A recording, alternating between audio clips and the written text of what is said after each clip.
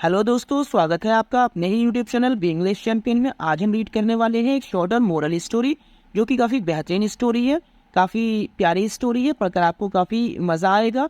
तो देखते हैं। स्टोरी का टाइटल है फूलिश इमिटेशन। फूलिश का मतलब है मूर्खतापूर्ण और इमिटेशन का मतलब होता है नकल, यानी किसी की कॉपी करना। तो उसी को हम इमिटेशन कहते हैं, यानी मूर्खतापूर्ण नकल। तो इस स्टोरी में हर एक वर्ड का हिंदी ट्रांसलेशन मैं आपको बताऊंगा और किस तरह से इसमें टेंसेज और वर्ब की फॉर्म का यूज़ किया है वो भी बिल्कुल डिटेल में बताऊंगा, जिससे कि आपको इंग्लिश की बुक को पढ़ना और समझना बिल्कुल आसान हो जाए। तो स्टार्ट करते हैं। Long ago a hawk lived on the top of a hill. Long ago यानी काफ़ी समय पहले। अ हॉक एक बाज लिव्ड रहता था ऑन पर। द टॉप यानी चोटी ऑफ अ हिल एक पहाड़ी की। काफ़ी समय पहले एक बाज एक पहाड़ी की चोटी पर रहता था। अब यहाँ पर लिव्ड जो कि वर्ब की सेकंड फॉर्म है, इसीलिए ये पास्ट इंडेफिनिट का अफर्मेटिव सेंटेंस है। At the foot of the hill there was a banyan tree on which Akiro used to perch every day. At the foot का मतलब होता है नीचे।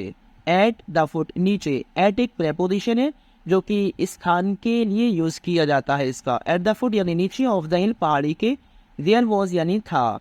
अब banyan ट्री एक बरगद का पेड़, ऑन विच जिसके ऊपर, विच यानी जिसके, और ऑन का मतलब है ऊपर।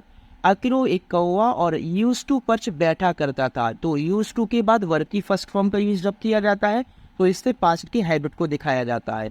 एवरी डे का मतलब है प्रतिदिन, जिसके ऊपर एक कौवा प्रतिदिन बैठा करता था। यहाँ पर देयर का यूज एक सब्जेक्ट के रूप में, जो कि इंट्रोडक्टरी सब्जेक्ट है, जिसका कोई भी मीनिंग नहीं पढ़ेंगे।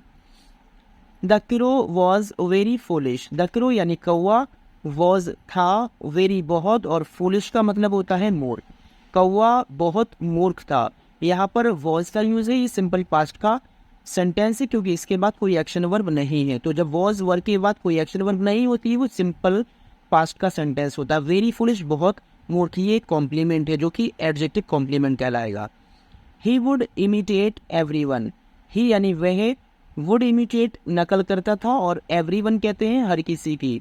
वो हर किसी की नकल किया करता था। जिस तरह से यूज टू का यूज किया जाता है, वैसे ही वुड का भी यूज पास्ट की हैबिट को दिखाने के लिए किया जाता है। तो वो हर किसी की नकल किया करता था।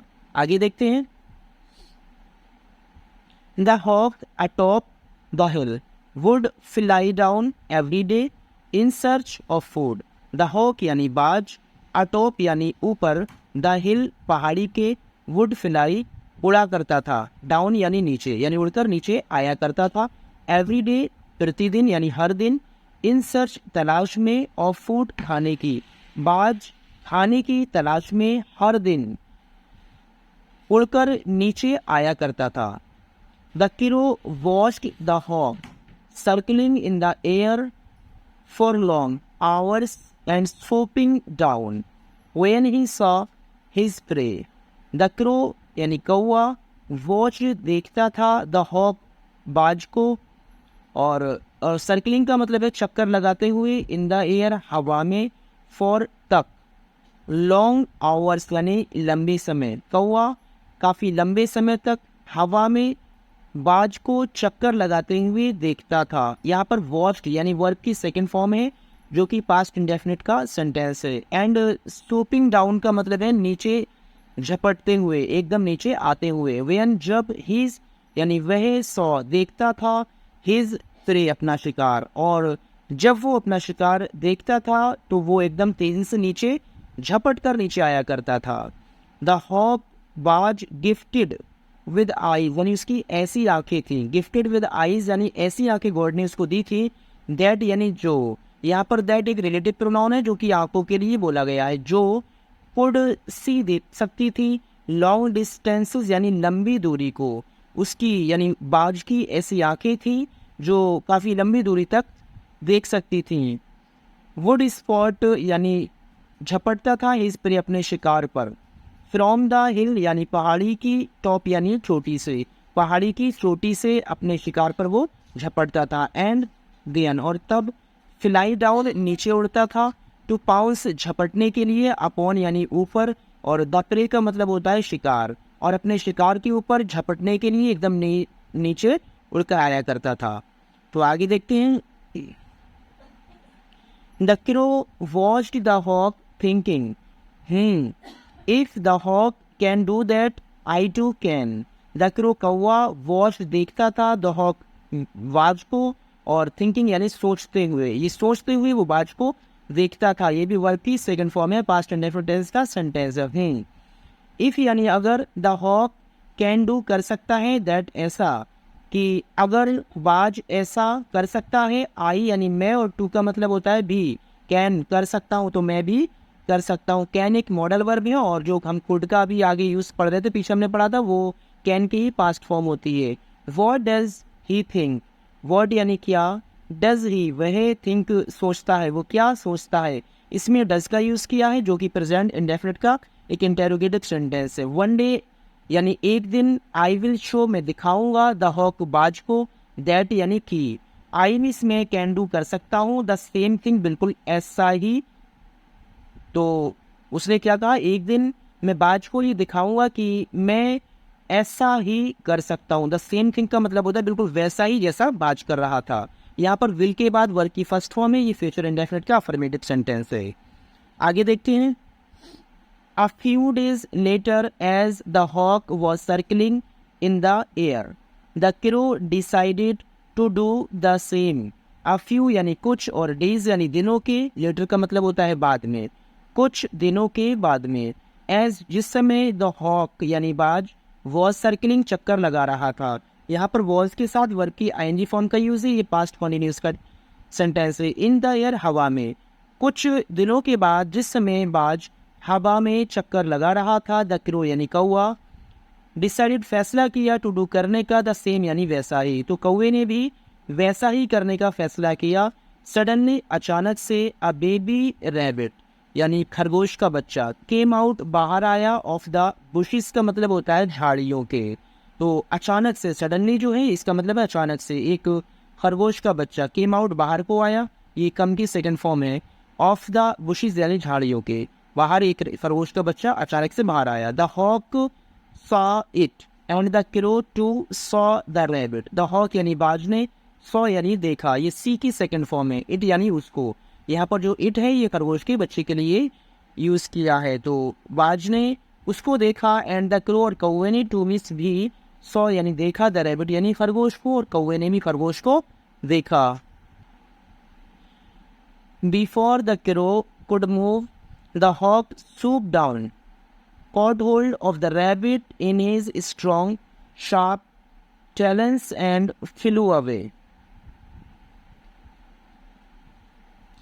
Before यानी पहले, the crow कौवे की, could move यानी जाने से, और कौवे की वहाँ जाने से पहले ही, the hawk बाज, swooped down यानी नीचे झपट पड़ा, caught hold पकड़ लिया, of the rabbit खरगोश को, in his अपने स्ट्रॉन्ग शार्प, स्ट्रॉन्ग यानी मजबूत, शार्प तेज, टैलेंस कहते हैं पंजे, एंड फ्लू अवे और उड़ गया।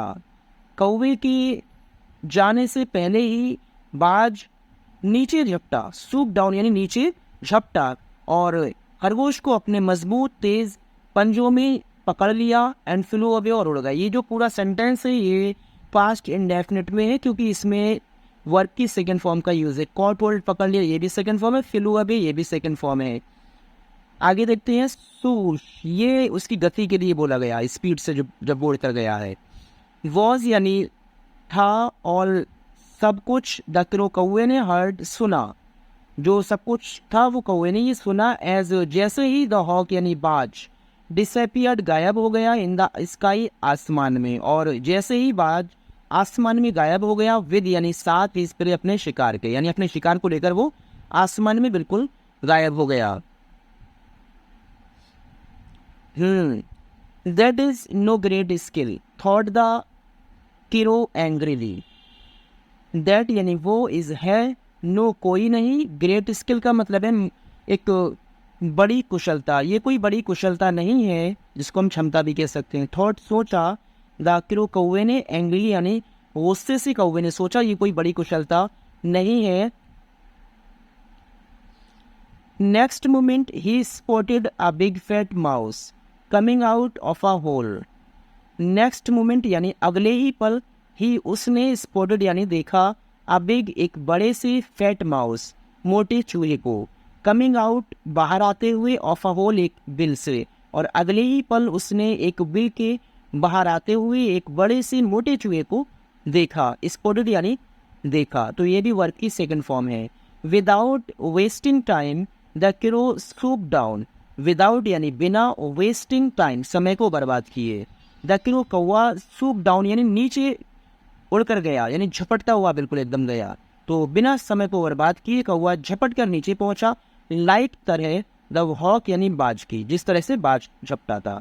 ही उसने ट्राइड कोशिश की टू कैच पकड़ने की द माउस यानी चूहे को, इन यानी में हिज क्लॉज अपने पंजों, बाज की तरह उसने अपने पंजों में चूहे को पकड़ने की कोशिश की लेकिन ऐसा हो नहीं सका। यहाँ पर यह भी वर्ब की सेकंड फॉर्म है। टू के बाद वर्ब की फर्स्ट फॉर्म का मतलब होता है ये एक इन्फिनेटिव है।